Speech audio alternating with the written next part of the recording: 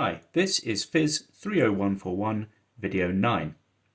In this video we're going to discuss how the acceleration of a charge gives rise to an electromagnetic emission.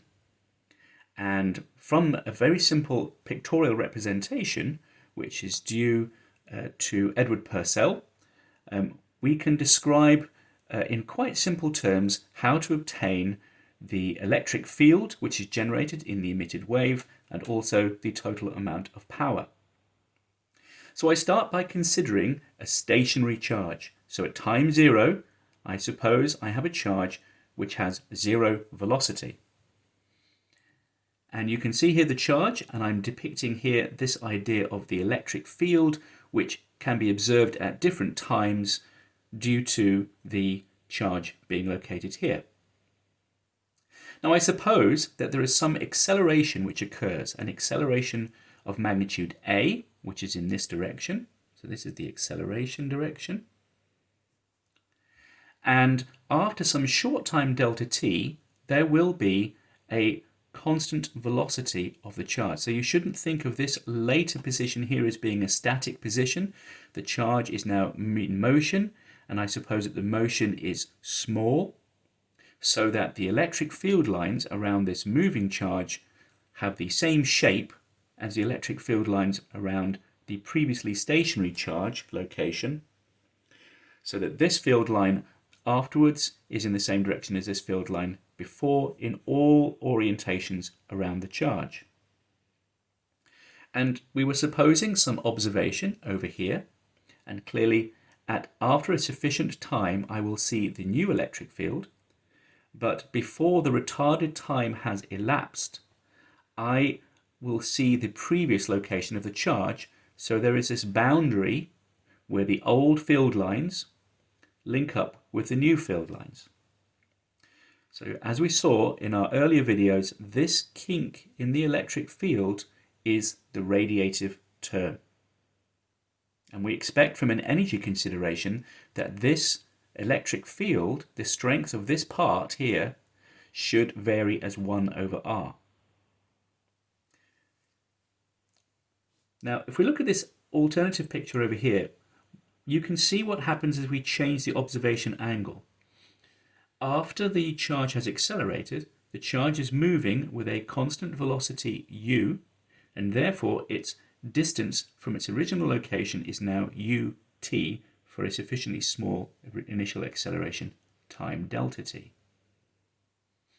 And I can now try to relate the size of this electric field. So clearly, if I observe normally from above, the transverse electric field, this electric field here, will be 0. And I'm trying to relate this transverse electric field to this parallel electric field, which was there whether or not there's an acceleration. So this is the Coulomb field term over here. So immediately we see that the strength of the electric field varies as sine theta, as we expect it to, where theta is the angle between the acceleration direction and the direction of observation. And you can also see that this electric field points in the opposite direction to the direction of the acceleration. So I can draw, as a function of the observation angle theta, the direction of this electric field. And I can also suppose that because at a sufficiently large distance, that this radiated field component will be a plane wave, I already know that the magnetic field will be transverse to the electric field, and I know that it will be at right angles, and I can obtain from the electric field how much magnetic field I have. I can also independently think of this process in terms of the current which has been generated over this short time delta t, and I can directly obtain the magnetic field, but we're not going to do that here. So our job is to calculate the size of this electric field line here. Now, one thing to notice, of course, is as time progresses, this is just a static picture, as time progresses, this charge is moving after the acceleration with a uniform velocity, so the separation between the new electric field and the old electric field is growing with time. So the length of this piece here compared to this piece here is increasing. It increases proportional to time, and therefore, because r equals ct, the distance of this kink from the origin, then clearly as r grows as ct, this is growing at faster than that. So let's calculate explicitly what those electric fields are. So I can say that the ratio between the perpendicular electric field, that's this part here, divided by the parallel part of the electric field is equal to U perpendicular T divided by C delta T. But as we've said, U perpendicular T, U perpendicular is determined by how much acceleration I have. So that's equal to A perpendicular delta T times T over C delta T. So immediately you see that acceleration was required and the delta T's cancel. So the ratio between the perpendicular and parallel components of the electric field is equal to A perpendicular R over C squared, over C. Okay. Now all I found out so far is the ratio between this perpendicular component and this piece here. But it's important to note that as the distance from the charge increases, as this kink is moving away, the overall strength of the electric field is falling. You can think about this in terms of the density of those electric field lines. So even though this ratio between E perpendicular and E parallel is increasing with R, and therefore with time, E parallel itself is reducing, and of course E parallel reduces as 1 over R squared.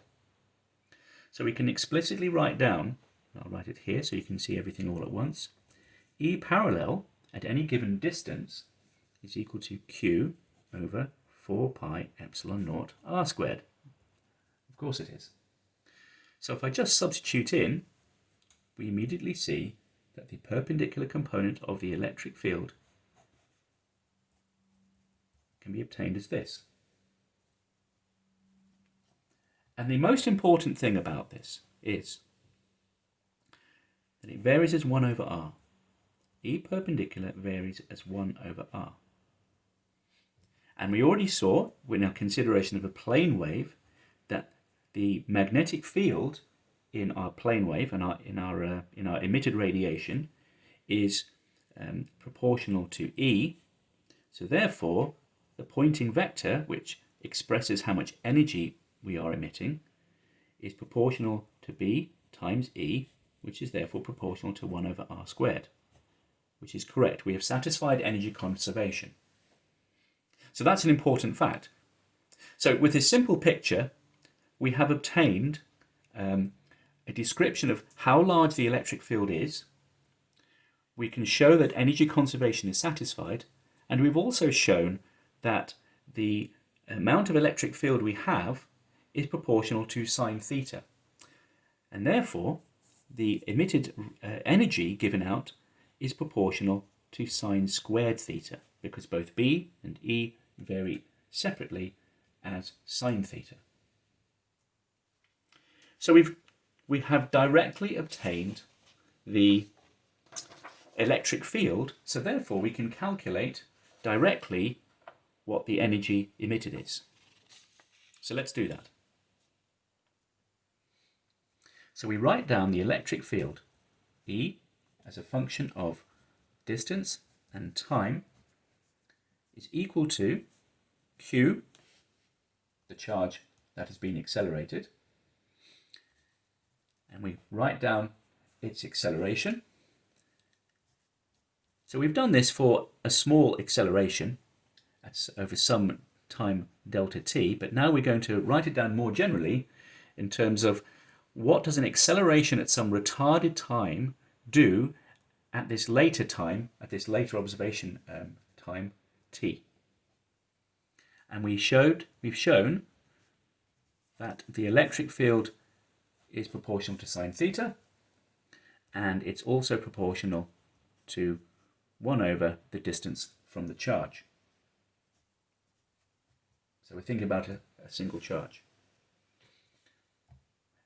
Now, because we know that the magnetic field is c times smaller than the electric field, we can directly from this equation write down what the Poynting vector is as a function of r and t as well. So I'm writing down what the magnitudes are. So it must be q squared. So the emitted power is proportional to how much charge is being accelerated squared. Take note of this. This will be important. Very important later. It's also proportional to the square of the acceleration. Again, very important. And when I observe at different angles, the power I see is proportional to sine squared theta. So it's quite well confined into the plane transverse to the direction of the acceleration. And then I work through my various factors, and you should check that you can do this. Notice that there is a c cubed here rather than a c to the fourth because of the ratio of the electric to the magnetic fields. And the emitted power varies as 1 over r squared regardless of the direction of observation. Okay, so here is my acceleration, and my emitted radiation comes out in a sort of donut transverse to that direction. So how much power is emitted?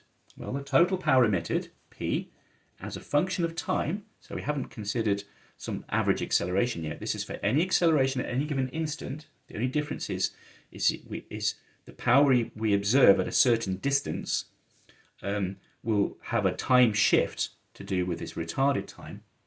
But to work out the power emitted, we simply integrate that Poynting vector, the power per unit area, over all angles, over the whole area. And so we're really integrating from 0 to pi, where pi is the angle between the direction we're observing, where theta is the angle we're observing with respect to the acceleration direction. So let's write that down properly.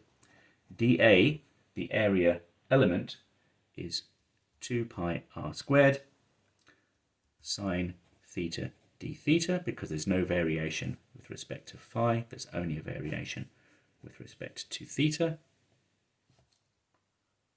And it's a laborious calculation, which I go through in the notes. And what we obtain is, if you work through the notes, and you should try doing that integration yourself, we obtain that the power is q squared, a squared, over 6 pi epsilon naught c cubed for a time which is the retarded time. Okay? So this is Larmor's formula. So to go from this line to this line, this is equations 218 to 221 in the notes. See if you can work through those, and you will see that there is a sine theta here, and then there is a sine squared theta here. So we do an integral of sine cubed theta, and with a few lines of algebra, you can go from here to here. Now, this formula is extremely important. The most important thing to take away from this is that the amount of power emitted is proportional to how much charge there is squared. And also, the power emitted is proportional to the acceleration squared.